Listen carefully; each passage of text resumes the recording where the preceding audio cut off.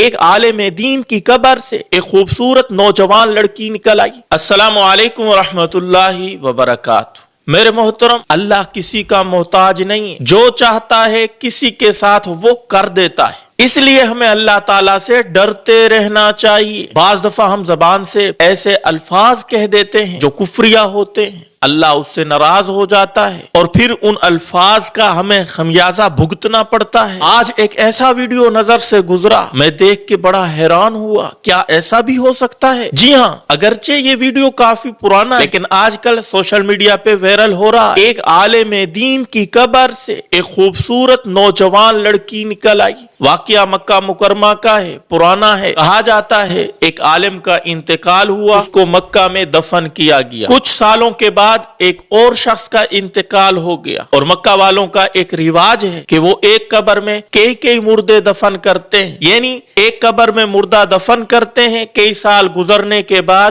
پھر اسی قبر میں دوسرا مردہ دفن کر دیا جاتا ہے۔ تو اس عالم کی قبر میں کسی اور مردے کو جب انہوں نے دفن کرنا چاہا تو قبر کھولی، قبر کا منظر دیکھ کے سب حیران ہو گئے۔ کیا دیکھتے ہیں؟ وہاں تو ایک حسین و جمیل ایک لڑکی کی لاش نکلی جو امریکہ یا فرانس کی لگتی ہے۔ لوگ بڑے حیران ہوئے، علاقے میں یہ بات پھیل گئی کہ ایک عالم دین کی قبر سے ایک نوجوان لڑکی کا کیا کام۔ علاقے والے سارے وہاں جمع ہونا شروع ہو گئے، تمام نے وہ منظر دیکھا، سب پریشان تھے۔ اتنے میں ایک فرانس کا مسلمان وہاں مکہ میں حج کے غرض سے آیا ہوا تھا۔ اس نے جب وہ نوجوان لڑکی کی لاش دیکھی، اس نے کہا یہ چہرہ تو جانا پہچانا لگتا ہے، یہ تو فرانس کی لڑکی ہے، اس کا پورا قبیلہ عیسائی ہے، یہ چھپ کے مسلمان ہو گئی تھی، بڑی نیک خاتون تھی، کچھ دین کی معلومات اس نے مجھ سے بھی حاصل کی تھی، اس کا انتقال ہو چکا تھا، اس کو تو وہاں فرانس میں دفن کیا تھا۔ پھر عجیب بات ہے کہ اس کی لاش یہاں مکہ میں اور مسلمانوں کے قبرستان میں اور عالم دین کی قبر سے نکلی ہے، اس کا کیا ماجرا ہے؟ پھر انہوں نے کہا کہ یہ خاتون بڑی نیک تھی، مسلمان ہو چکی تھی، شاید اس وجہ سے اس کی لاش یہاں آ گئی۔ لیکن پھر عالم کی لاش کہاں چلی گئی؟ لوگوں نے سوچ و بچار شروع کی تو کچھ لوگوں کے ذہنوں میں یہ بات آئی کہ شاید اس عالم کی لاش وہاں اس لڑکی کی قبر میں نہ ہو۔ تو اس آدمی نے جو فرانس سے آیا ہوا تھا، اس نے کہا چند دنوں کے بعد میں نے فرانس جانا ہے، وہاں پہنچ کے انشاءاللہ میں اس لڑکی کے گھر والوں سے مل کے اس لڑکی کی قبر کشائی کروں گا، شاید وہاں عالم کی لاش مل جائے۔ تو یہ شخص اس کے گھر والوں کے پاس گیا، سارا معاملہ ان کو بتایا، قبر کشائی کی گئی۔ تو کیا دیکھتے ہیں؟ اس عیسائیوں والے قبرستان میں اسی لڑکی کی قبر سے ایک مولانا کی لاش نکلتی ہے۔ وجہ سے دیکھتے ہیں تو وہ وہی مولانا تھے جو مکہ میں دفن کیے گئے تھے۔ یہ بڑے حیران ہوئے کہ آخر یہ معاملہ کیا ہے، وہ لڑکی تو بڑی نیک تھی اس لیے اس قبرستان میں،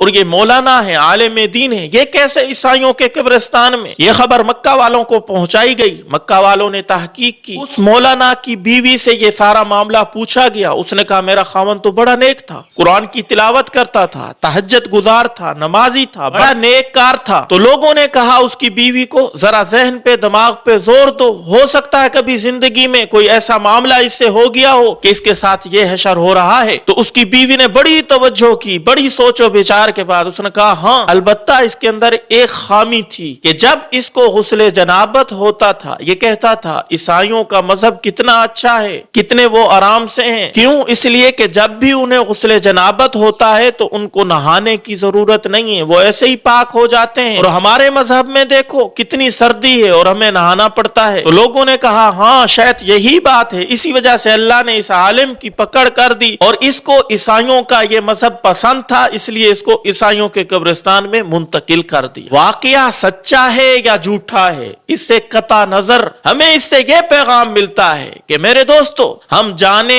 انجانے میں منہ سے کوئی ایسی بات نکال دیتے ہیں جو اللہ اور اللہ کے رسول کو پسند نہیں ہوتی، پھر اس کے اوپر توبہ استغفار نہیں کرتے۔ اس لیے ہمیں چاہیے کہ جب بھی بولنے لگے تول کے بولیں، کوئی کفری الفاظ تو ہماری زبان سے نہیں نکل رہے۔ اگر ہمیں معلوم ہو جائے کہ ہماری زبان سے کوئی کفری کلمہ نکل گیا ہے یا غلط کوئی بات نکل گئی ہے، فوراً اللہ سے توبہ کریں، معافی مانگیں، ایمان کی تجدید کریں۔ اگر ہم ایسا نہیں کریں گے تو ہم نے بھی آخرت میں جانا ہے، کہیں ہمارے ساتھ ایسا انجام نہ ہو جائے۔ حضرت علی رضی اللہ تعالیٰ عنہ کا فرمان ہے الفاظ انسان کے غلام ہوتے ہیں جب تک یہ زبان سے ادا نہ کیے جائیں۔ جیسے ہی انسان زبان سے ادا کر لیتا ہے تو پھر یہ انسان ان الفاظ کا غلام ہو جاتا ہے۔ اس لیے بولتے ہوئے ہم جلد بازی نہ کریں، کہیں ہمیں پچھتانا نہ پڑے، سوچ سمجھ کے دین کے مطابق بات کی جائے، دین کے مخالف بات نہ کی جائے۔ یہ جتنے بھی ادیان ہیں اللہ رب العزت کی ان کے اندر حکمتیں ہیں،